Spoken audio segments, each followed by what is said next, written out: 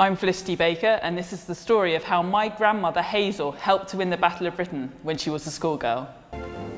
We shall fight with growing confidence and growing strength in the air.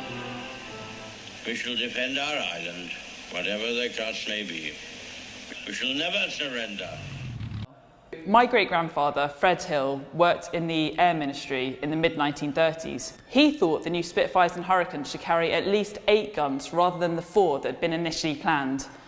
But he couldn't work it out on his own, so he went home and he asked my grandmother Hazel, who was a 13-year-old schoolgirl at the time and a talented mathematician, to help him work it out. In air combat, the margins are very, very fine. I think it's quite reasonable to think that the outcome could have been quite different. Many people thought 8 guns would be too many, that they'd weigh down the new planes and it'd be impossible to fit them on. But my great-grandfather thought otherwise.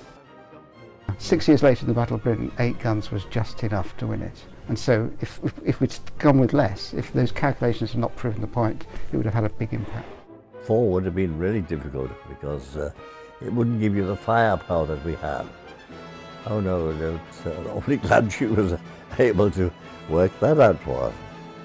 I spent a lot of time with my grandmother growing up, and I remember her talking about her work on the guns and the Spitfires and the Hurricanes, but I never really understood what she'd done. And it was only recently, when we started looking into the story, that I realised how important her contribution had been. I'm always proud to be her granddaughter, but I'm even more so now that her work's been recognised by the RAF and by a lot of people for the first time.